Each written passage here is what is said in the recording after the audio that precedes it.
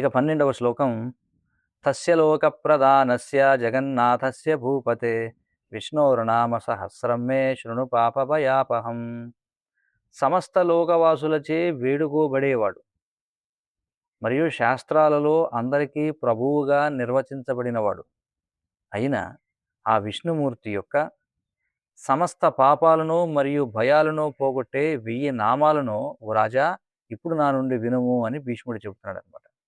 తస్య లోక ప్రధానస్య జగన్నాథస్య భూపతే విష్ణుర్నామ సహస్రం మే శృణు పాప భయాపహం అని చెప్పుకుంటున్నాడు.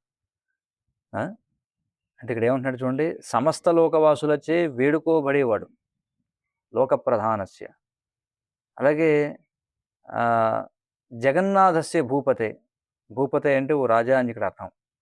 అందరికీ కూడా ప్రభువుగా జగత్తుకు నాథుడుగా నిర్వహించబడినటువంటి వాడు అయిన విష్ణుమూర్తి యొక్క విష్ణోర్ అంటే విష్ణువు యొక్క నామ సహస్రం అంటే 1000 నామాలను విను. ఏమవుతుంది వింటే? పాప భయాపహం అని చెప్పన్నారు. అంటే సమస్త పాపాలను అలాగే భయాలను కూడా పోగొట్టే 1000 నామాలట ఇవన్నీ కూడా.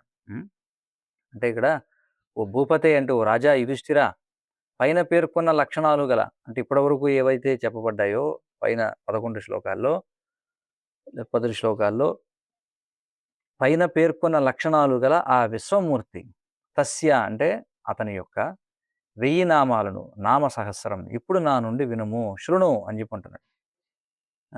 భగవద్గీత 7వ అధ్యాయం శ్లోకంలో కూడా కృష్ణుడు చెప్తారు కదా, ఏమంటాడు? అసంశయం సమగ్రామాం యథాజ్ఞాసి తచ్ఛృణు అని చెప్పంటాడు, విను అని చెప్పంటాడు. అలాగే ఇక్కడ కూడా విను అని చెప్పంటున్నాడు. మరి ఆ నామాలు ఎలాంటివట? భీష్ముడు ఎలా అంటున్నాడు, ఆ పవిత్ర నామాలు ఏం చేస్తాయి? పాప భయాపహం, సమస్త పాపాలను మరియు వాటి వల్ల కలిగే భయాన్ని పోగొట్టుగాక. అపహం అంటే పోగొట్టుగాక. ఎందుకంటే ఎవరైతే ధర్మాత్ములైనటువంటి వాళ్ళు చేసినటువంటి పాపం మనం చేసినటువంటి పాపం ఎలాంటి ఫలితాలను ఇస్తుందో అని భయపడుతూ ఉంటారు. కాబట్టి అది ఏం చేస్తుందట? సమస్త పాపాల వల్ల కలిగేటువంటి భయాన్ని పోగొడుతుందట. మరి ఇది ఆశించదగినదే. ఆశిషి హనహ అని చెప్పి చూడండి, ఆశిషి హనహ అష్టాధ్యాయిలో చెప్పబడింది అనే సూత్రం ప్రకారం అపహం అనే పదంలో ఢా ప్రత్యయం ఉపయోగించబడిందట. అంటే కోరికలను వ్యక్తపరిచేటప్పుడు కర్మపదంతో కూడినటువంటి ఆ అనేటువంటిది అంటే తొలగించడం, సంహరించడం అనే ధాతువు తర్వాత ఢా ప్రత్యయం వస్తుందట. ఇదంతా కూడా కొంచెం సాంకేతికపరమైనటువంటి వివరాలు, అంటే పదాలు ఎలా తయారవుతున్నాయనేటువంటి దాని గురించి. మరి ఆ విష్ణుమూర్తి ఎటువంటి వాడు? భీష్ముడు చెబుతున్నాడు, వేదాల వంటి శాస్త్రాలలో లోకే అంటే ఇక్కడ అర్థం తస్య లోక ప్రధానస్య అని చెప్పున్నారు కదా.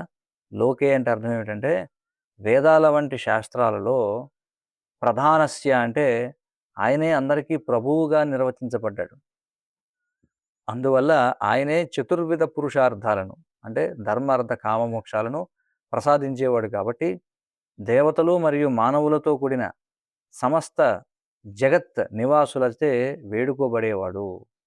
ఇక్కడ ఏమన్నాడు? జగన్నాథస్య అంటే అర్థం ఏమని చెప్పారంటే సమస్త జగత్తు నివాసులచే వేడుకోబడేటువంటి వాడు అని చెప్పి అర్థం ఇవ్వడం జరిగింది. ఈ విధంగా మనకి ఆచార్యులు దీని యొక్క అర్థాన్ని మనకి తెలియజేస్తున్నారు. హరే కృష్ణ కృష్ణ కృష్ణ హరే హరే, హరే రామ రామ రామ హరే హరే. ఎవరికైనా ఉన్న ప్రశ్నలు సూచనలు ఉంటే చెప్పండి.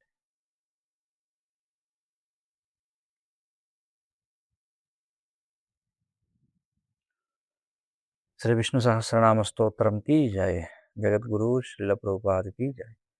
वाञ्छाकल्पतरुभ्यश्च कृपा सिन्धुभ्येव च पतितानां पावनेभ्यो वैष्णवेभ्यो नमो नमः. हरे कृष्ण.